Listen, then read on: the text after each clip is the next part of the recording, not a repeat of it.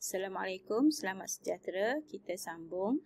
Pembelajaran sebelum ini kita dah belajar tentang cara penyediaan slide sel tumbuhan dan juga slide sel haiwan. Baik, kita sambung lagi.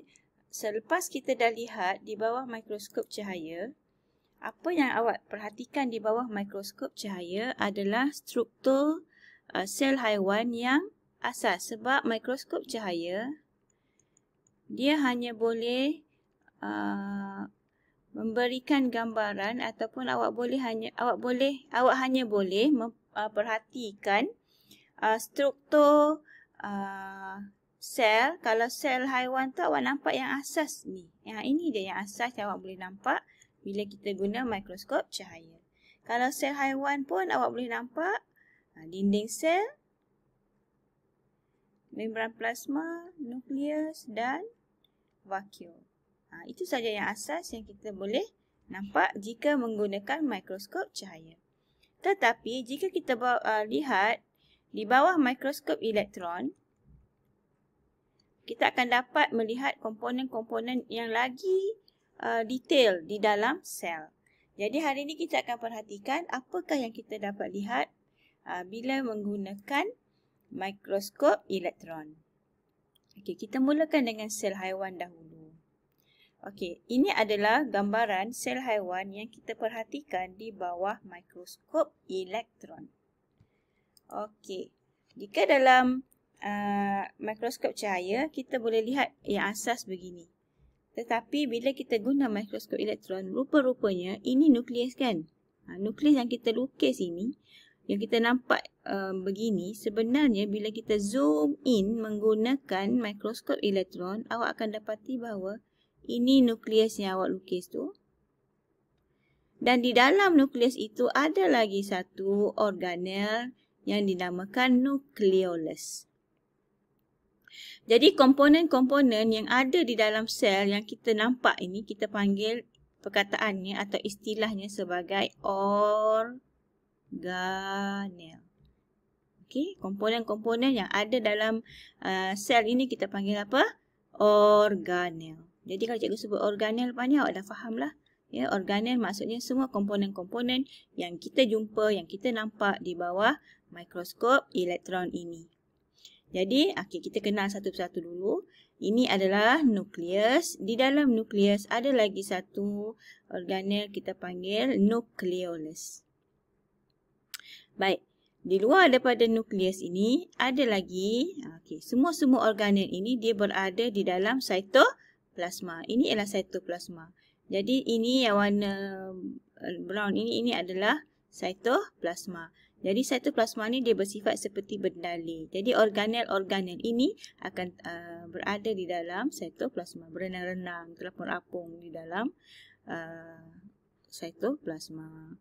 Jadi, kita kenal satu persatu. Dekat dengan nukleus, ada satu organel yang diberi nama jalinan endoplasma kasar.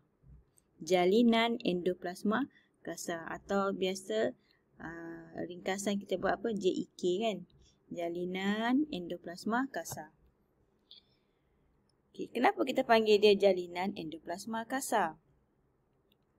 Kerana dekat dengan jalinan endoplasma kasar ni, dia macam tiup tau, dia macam tiup. Pada jalinan endoplasma kasar ni dia ada banyak ribosom. Ribosom ni dia ada banyak dekat dengan jalinan endoplasma kasar. Ribosom juga ribosom juga ada yang berada di dalam cytoplasma. Ada yang lekat dekat jalinan endoplasma kasar. Jadi ribosom ni ada juga yang bebas macam ni. Bebas dalam cytoplasma, ada yang lekat ataupun duduk dekat dengan jalinan endoplasma kasar. Itu ribosom. Kenal dulu. Alright, kemudian berhampiran dengan jalinan endoplasma kasar, ada jalinan endoplasma licin. Licin sebab dia tidak ada ribosom dekat dia. So, dia licin je muka. Jalinan endoplasma kasar. Jadi, ada lagi yang awak nampak ni. Hijau bulat-bulat ni, ini namanya vesicle. Dalam ni dia tak label kan. Yang bulat-bulat ni, ini adalah vesicle.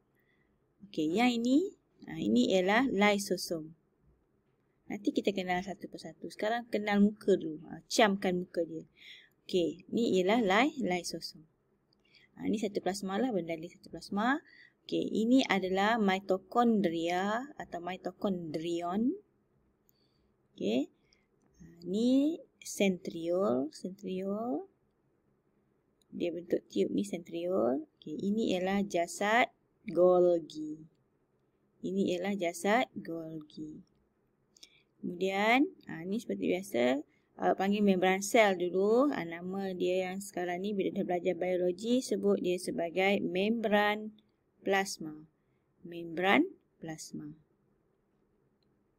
Okey, boleh kenal ya?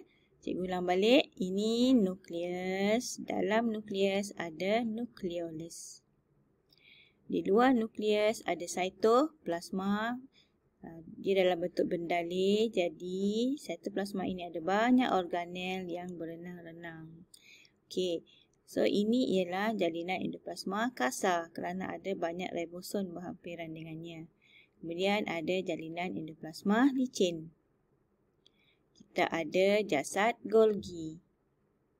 Okey, ribosom ni memang ada juga. Ada pada jalinan endoplasma kasar, ada juga yang berenang-renang dalam cytoplasma. Okey, ini ialah centriole, ini adalah mitokondria, ini ialah lysosom. Okey. Jadi cikgu harap awak boleh menyebut dan melabelkan sel-sel haiwan, organel-organel yang ada dalam sel haiwan. Okey. Seterusnya kita lihat pada sel tumbuhan pula. Bila kita zoom sel tumbuhan, rupanya begini. Okay, sel tumbuhan bila kita zoom in, awak akan lihat sama juga. Okay, kita ada nukleus.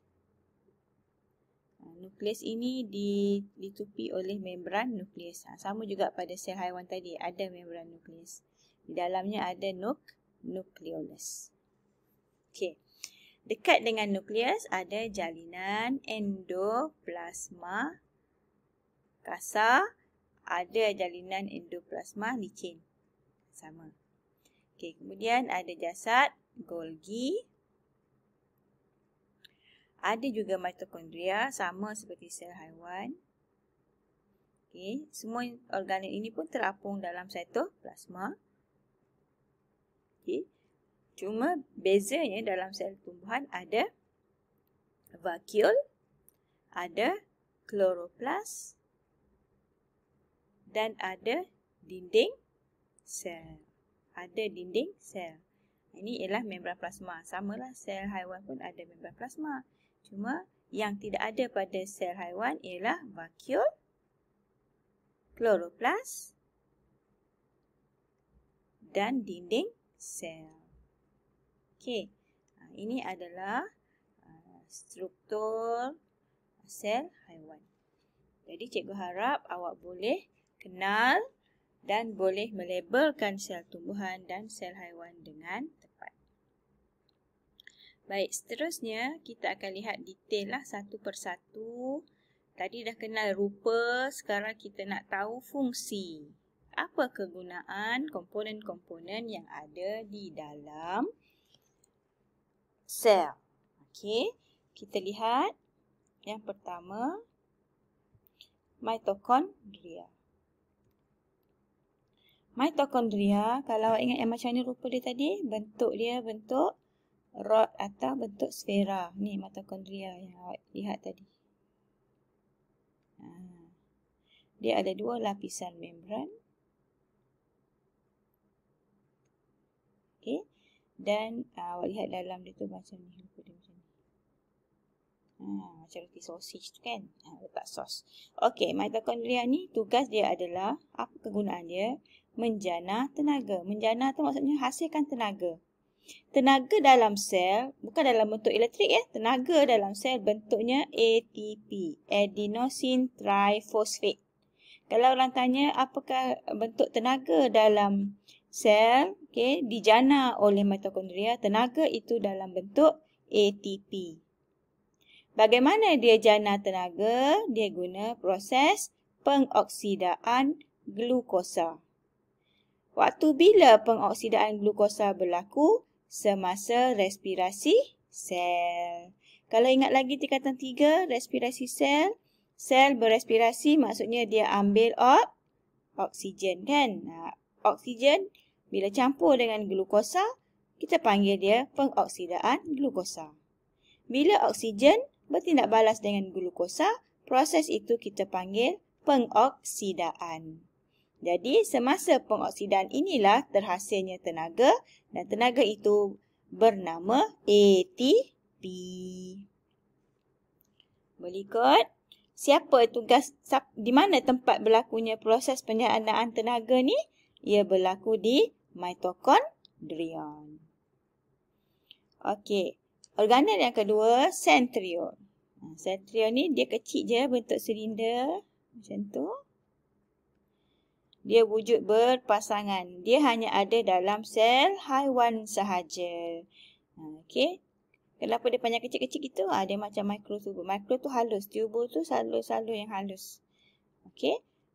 Dia macam tu. Itu adalah sentriol.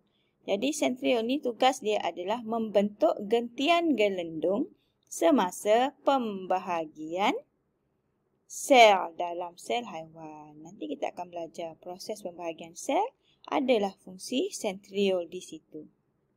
Okey, seterusnya jasad Golgi. Okey, jasad Golgi. Kalau ingat lagi rupa dia jasad Golgi, tengok balik buku. Kalau tak ingat rupa jasad Golgi, tengok balik buku. Teks awak tu macam mana rupa jasad Golgi. Okey, jasad Golgi dia adalah timbunan kantong pipih selari yang setiap satunya dilapisi oleh membran unit tunggal. Dia bentuk dia macam tu je.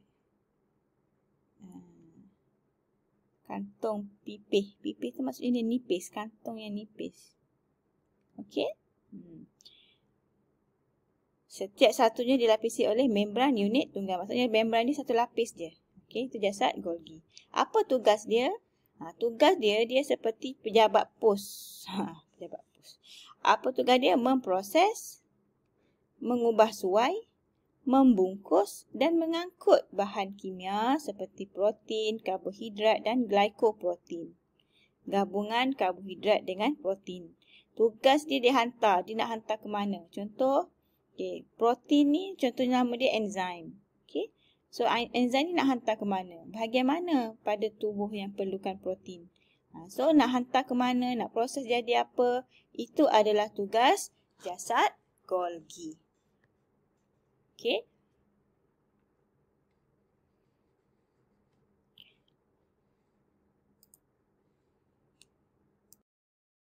Okey, membran plasma. Membran plasma, kalau awak lihat strukturnya, membran tu kalau masa tingkatan 1 dulu awak panggil membran plasma tu membran sel. Jadi bila kita belajar biologi tu membran sel tu dah jadi membran plasma. Jadi tak guna dah perkataan membran sel.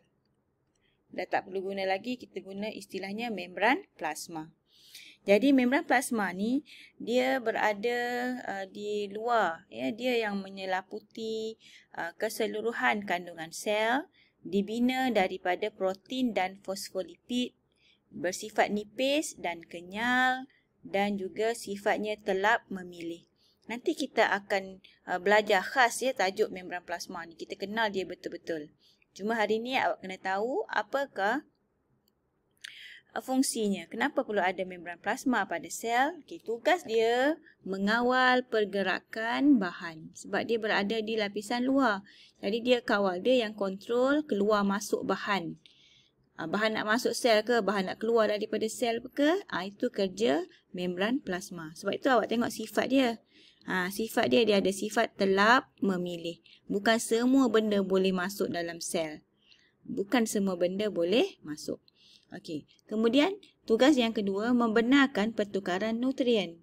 Nutrien ni zat-zat glukosa, asid amino, semua nutrien yang kita makan yang dah dicernakan, bila nak sampai pada sel, dia boleh keluar atau masuklah. So nutrien ni biasanya masuk dalam sel.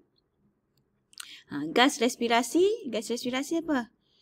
Gas, oksigen, okey.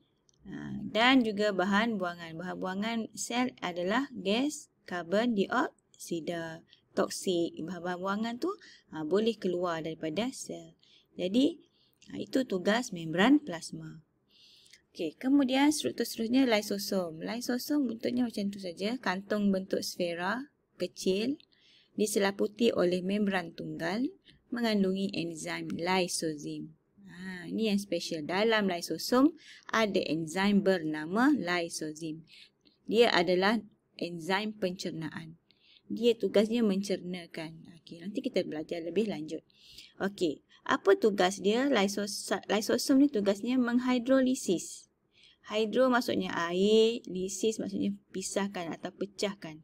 Jadi tugas, sebab tu dia ada lysozim, ada enzim pencernaan. Sebab tugas dia adalah untuk menukarkan atau menceraikan molekul yang kompleks menjadi molekul yang lebih ringkas. Okey, kalau protein, asid nukleik ataupun lipid berada dalam sel, maka lysosom akan merembeskan enzim lysozim untuk menghidrolisiskan molekul-molekul organik kompleks tersebut. Okey, dan yang kedua, kalau adanya menguraikan bakteria, kalau masuk bakteria dalam sel, adanya bakteria, okey, itu tugas lysosom juga, menguraikan bakteria tersebut. Dan juga komponen-komponen sel yang rosak. Dalam bahasa mudahnya dia seperti tempat buangan untuk komponen-komponen sel yang rosak tu. Sel-sel yang rosak semua pergi dekat lysosom sebab dia boleh diuraikan. Dia akan dicernakan, dihancurkan, dilupuskan oleh lysosom. Okey, menghidrolisis dan menguraikan bakteria. Itu tugas lysosom. Okey, seterusnya kita lihat nukleus. Nukleus ni awak dah biasa tengok, dah tahu dah tugas utama nukleus adalah mengawal semua aktiviti sel. Okey, kalau awak lihat apakah dia punya struktur? Okey, bentuk nukleus ni dia adalah komponen yang paling besar dalam sel, paling besar. Sebab tu nampak bawah mikroskop cahaya. Yang lain tu, organel lain tu kecil, halus. Sebab tu kena tengok guna mikroskop elektron. Okey, bentuknya sfera, padat, dilingkungi oleh membran nukleus. Membran nukleus tu ada liang, dalamnya ada kromosom, ada nukleolus dan ada nukleoplasma. Jadi nukleus ni dia ada membran nukleus. Okey, membran nukleus ni ada liang-liang lah. Okey, liang-liang. Kemudian di dalam nukleus ada kromosom. Kita belajar nanti. Kita akan belajar nanti kromosom ni. Okey, dan dia ada nukleolus.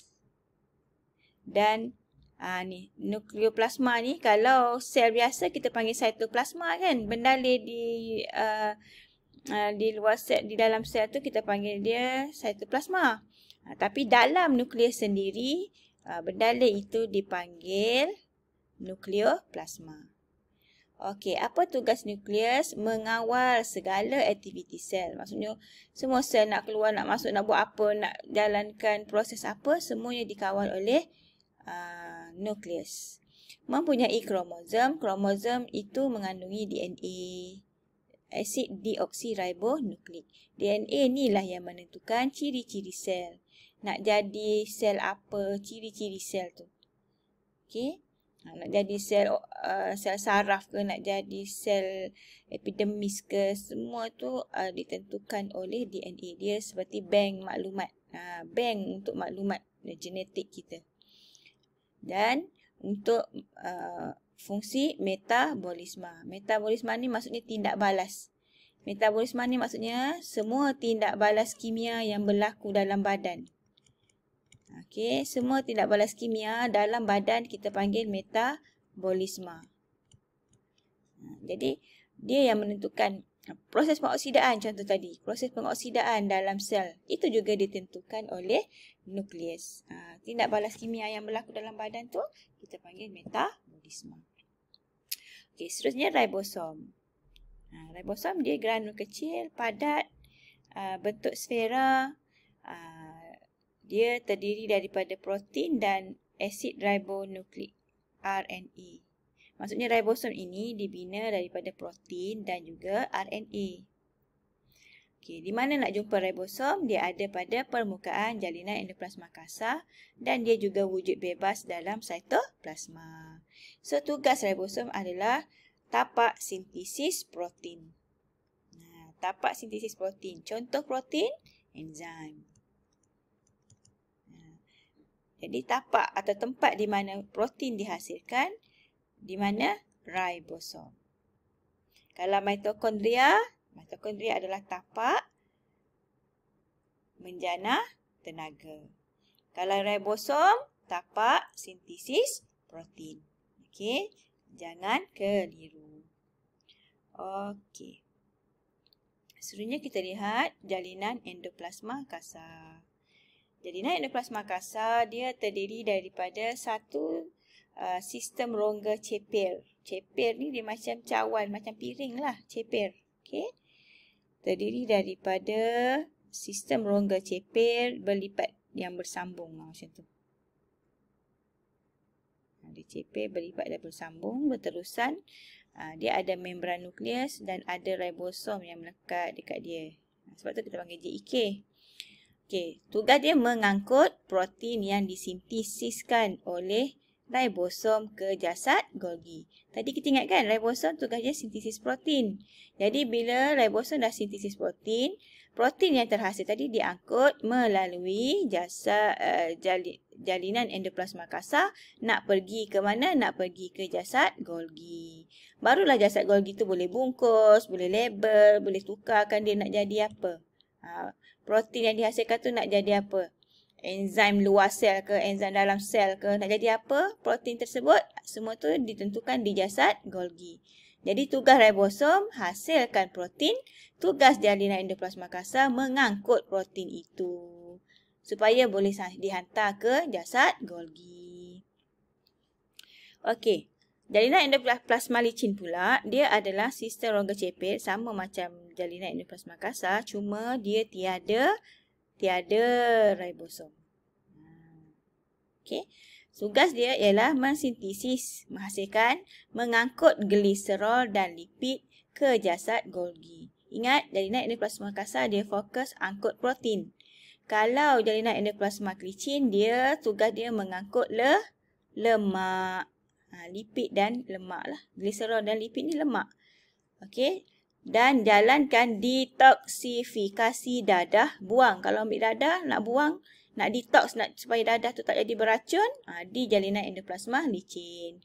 Dan dia juga mengangkut hasil sampingan metabolisme. Keluarkan. Ya, pergi hantar ke mana? Jasad Golgi juga. Okey. Seterusnya lihat vakuol. Okey, vakuol. Ingat lagi vakuol, kita jumpa di mana vakuol? Dia tidak ada pada sel haiwan. Vakuol ada dalam sel tumbuhan. Okey. Ingat ya, vakuol ada di mana? Dalam sel tumbuhan. Dia tidak ada dalam sel haiwan. So, vakuol ni ada dalam sel tumbuhan. Kloroplas juga ada dalam sel tumbuhan. Okey. Vakuol dia berisi cecair. Cecair yang ada dalam vakuol kita panggil subsel. Okay, subsel ada apa dalam subsel tu? Dia ada air, ada asid organik, ada gula, ada asid amino, enzim, garam mineral, oksigen, karbon dioksida dan juga hasil sampingan metabolisme. Okay, mungkin awak nampak macam banyak nak tahu, tapi sebenarnya nanti kalau faham kandungan dalam subsel ni, nanti kita akan belajar proses-proses yang berlaku, awak akan jadi lebih jelas. Okay. Jadi subsel ni adalah bendalur yang ada di dalam vakuol. Jadi semua-semua zat-zat mineral, asid amino semuanya akan masuk dalam subsel vakuol lah.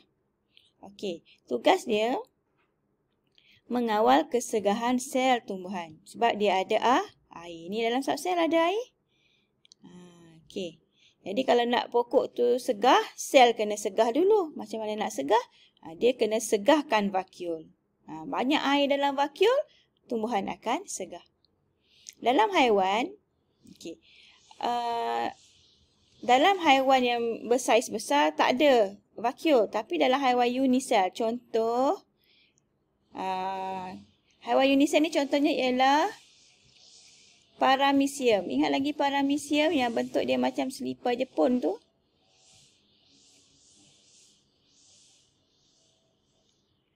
Yang bentuk macam selipar Jepun tu. Okey. Dalam paramecium ada vakuol. Okey, satu namanya vakuol mengecut. Okey. Untuk apa? Untuk mengawal atur kandungan air dalam paramecium. Okey. Osmosis dan juga perkumuhan. Jadi khas untuk haiwan unisel.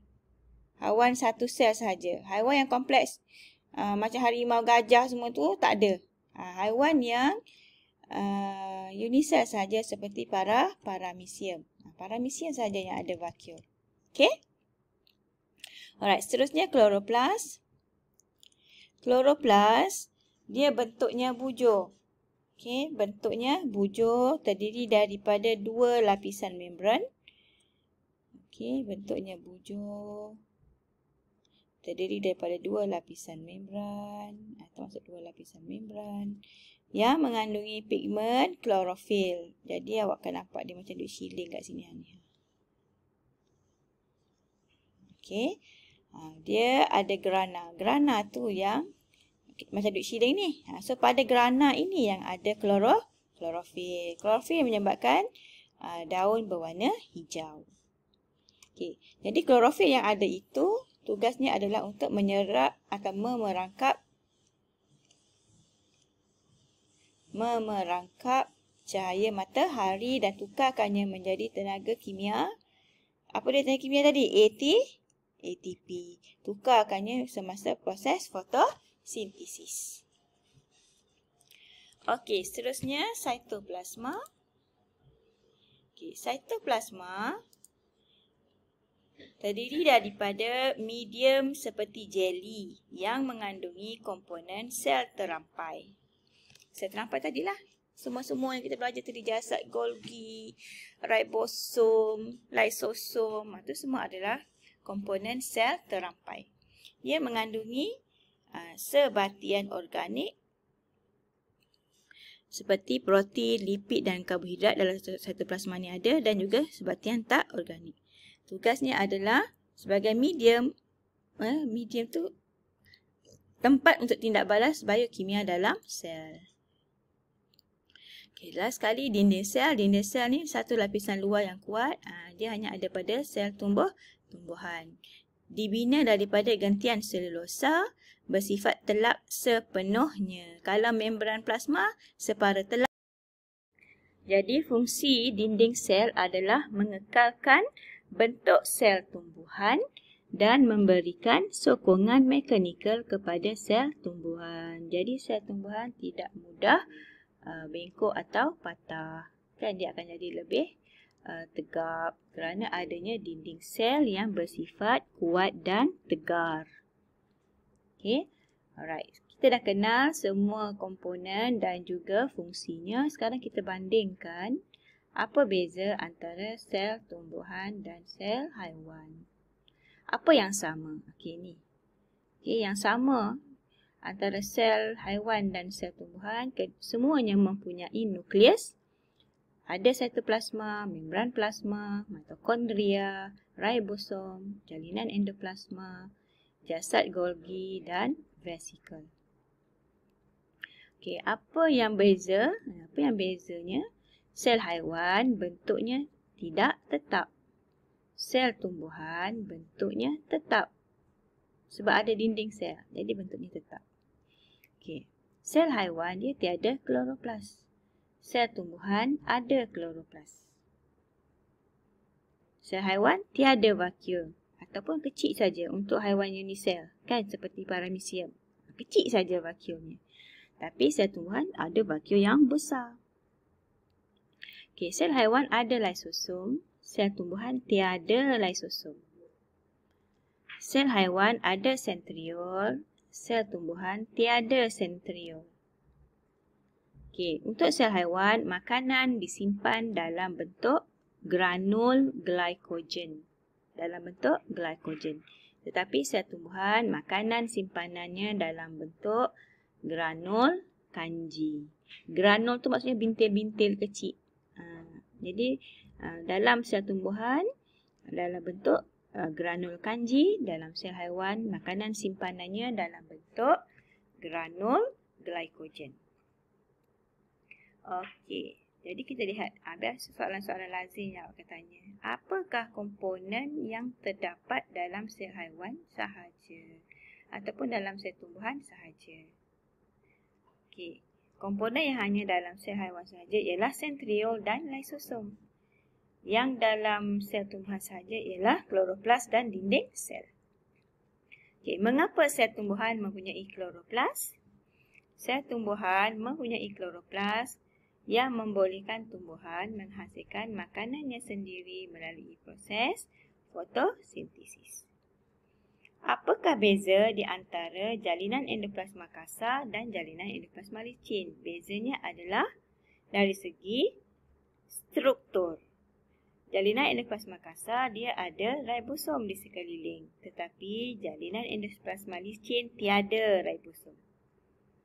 Fungsinya juga adalah berbeza. Boleh nyatakan fungsi. Okey, yang keempat, apakah beza di antara ribosom dan lysosom? Okey, ribosom dari segi struktur, ribosom adalah granul sfera yang kecil. Dia berada di sekeliling jalinan endoplasma kasar. Lysosom pula adalah granul sfera yang sedikit besar berbanding ribosom. Fungsinya pun berbeza. Okey.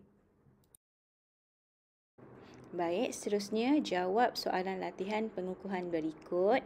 Boleh pause dulu setiap satu slide gambar tu.